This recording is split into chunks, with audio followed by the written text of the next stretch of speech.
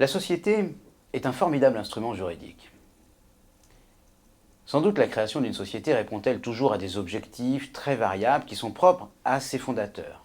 Mais, dans tous les cas, la société permet d'organiser ou de structurer une activité ou un patrimoine. Et c'est là d'ailleurs son utilité foncière. Alors bien sûr, on peut affiner l'analyse, imaginer l'organigramme d'un groupe important.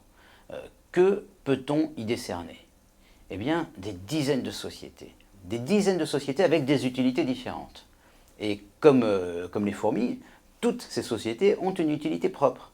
Certaines sociétés exploitent un fonds de commerce, d'autres sociétés se bornent à détenir des participations, d'autres sociétés gèrent la propriété des marques ou des brevets du groupe, d'autres sociétés assurent la gestion du patrimoine immobilier, d'autres sociétés encore gèrent la trésorerie ou assurent l'optimisation fiscale. Le recours à la société présente ainsi de multiples intérêts juridiques, financiers, fiscaux, sociaux, techniques. Et pour résumer la chose schématiquement, on peut distinguer 4 utilités majeures. Premièrement, la société est avant tout un instrument d'organisation d'une collaboration. C'est là d'ailleurs historiquement l'utilité première de la société.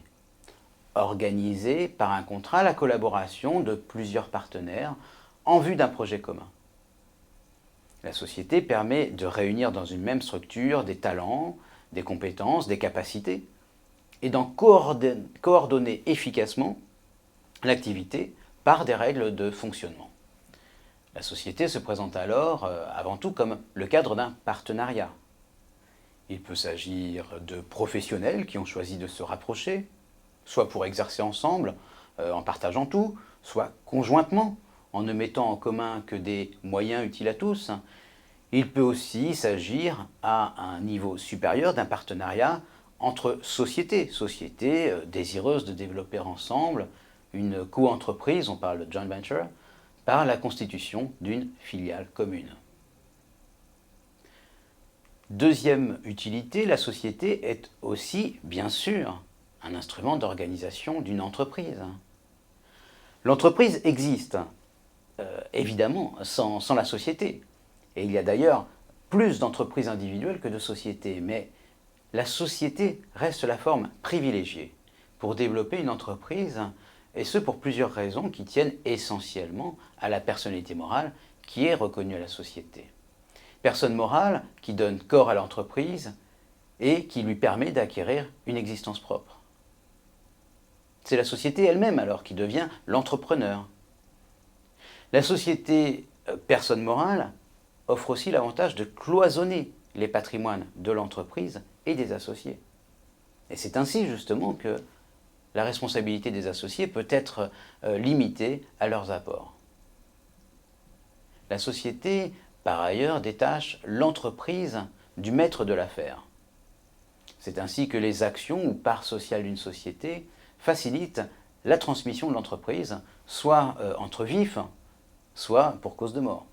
Et il faut y penser en amont lors de la création de la société, autant que possible. Troisièmement, troisième utilité, la société est un instrument de concentration de financement. Le découpage en actions permet de proportionner l'investissement de chaque associé dans le capital à la hauteur de ses capacités ou de sa confiance dans la société.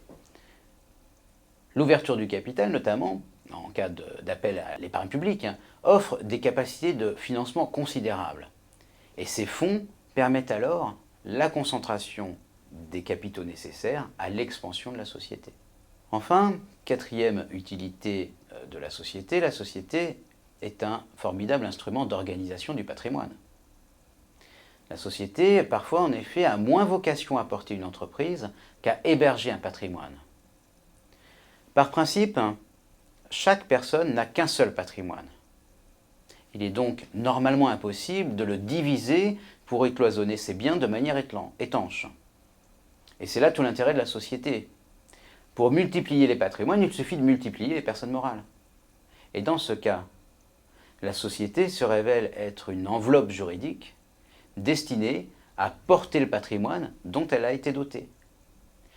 patrimoine, eh bien, il pourra s'agir de titres de société, comme dans les sociétés de portefeuille, que l'on nomme couramment des holdings financières. Il peut s'agir de biens immobiliers, comme c'est le cas pour les SCI, ou encore les sociétés qui sont dites porteuses des murs.